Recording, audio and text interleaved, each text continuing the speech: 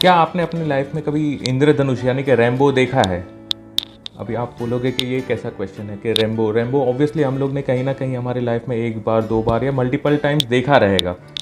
तो रेनबो जो होता है वो कितने रंगों का होता है? रेनबो होता है वो 7 कलर का होता है, 7 अलग अलग कलर होते हैं।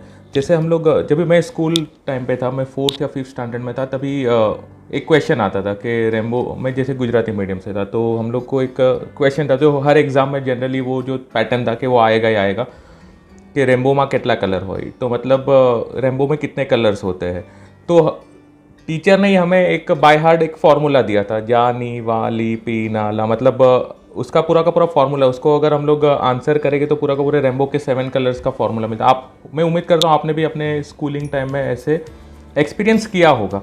जैसे कि आपने 7 कलर्स आपको रिमेंबर करने के लिए VIBGOR वैसे करके आपने कुछ फार्मूला बनाया रहेगा। तो जैसे कि violet, indigo, blue, green, yellow, orange and red, ये 7 कलर्स है।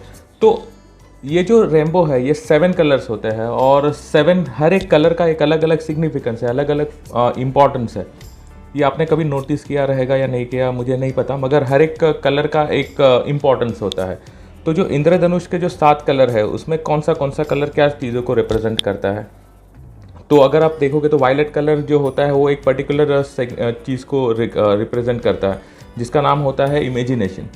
सेकंड, इंडिगो कलर जो है इंटीग्रिटी को रिप्रेजेंट करता है।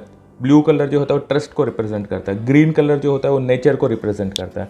येलो कलर जो होता है हैप्पीनेस को रिप्रेजेंट करता है। ऑरेंज कलर क्रिएटिव और रेड कलर पैशन। ये वैसे 7 कलर का अलग अलग 7 इंपॉर्टेंस है। तो ये जो है मैं आपसे इसके लिए पूछ रहा हूँ कि आपको रेनबो कितने कलर का पसंद है?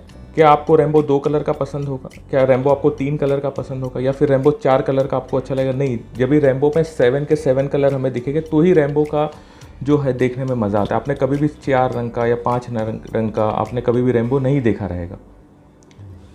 तो ये जो रेनबो मैं बता रहा हूँ ये हमारे इन्वेस्टमेंट पैटर्न में भी ये सेम फार्मूला काम में आता है। कभी भी आप अपना इन्वेस्टमेंट जो है वो एक जगह पर करोगे या 2 जगह पर करोगे या 3 जगह पर करोगे, ऐसे इन्वेस्टमेंट करने के लिए आपके पास काफ़ी सारे ऑप्शंस रहेंगे।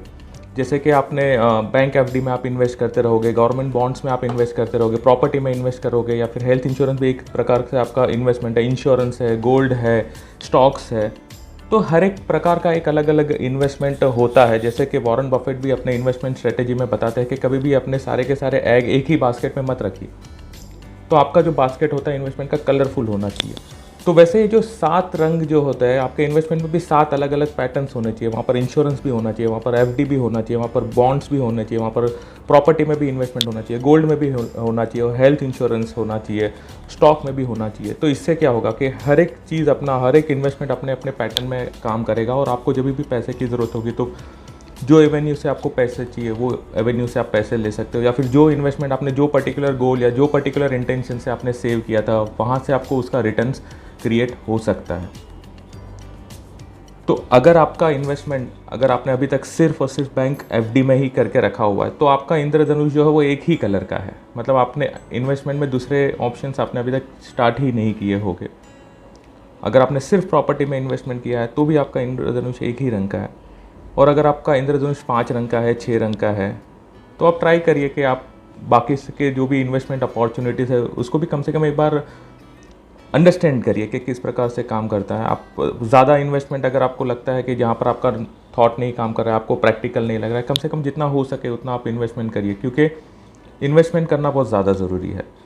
आप अपना इन्वेस्टमेंट जो है एक अच्छे हेल्थ इंश्योरेंस के साथ और इंश्योरेंस के साथ, एक प्रॉपर लाइफ इंश्योरेंस के साथ स्टार्ट कर सकते हैं, ताकि आपके जो इन्वेस्टमेंट को एक बेस, जैसे कि पिरामिड होता है तो पिरामिड का बेस अगर स्ट्रांग रहे, पिरामिड जो है वर्ल्ड का सबसे स्ट्रांगेस्ट स्ट्रक्चर है और वो स्ट्रांगेस्ट इसके लिए क्योंकि उसका बेस स्ट्रांग है।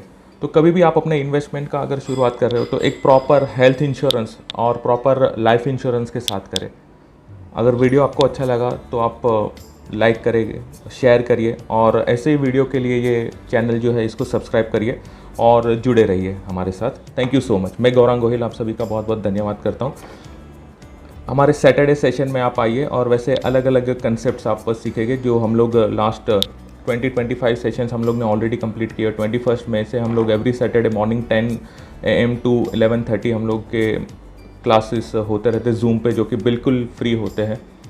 तो ऐसे अलग अलग कंसेप्ट हम लोग एवरी सैटरडे हम लोग कवर करते हैं हमारे इनर सर्कल कॉल में। अगर आप भी वैसे कोई नए कंसेप्ट सीखना चाहते हैं तो प्लीज़ आप ज्वाइन करें, उसका लिंक आपको डिस्क्रिप्शन में मिल जाएगा। Thank you so much, bye.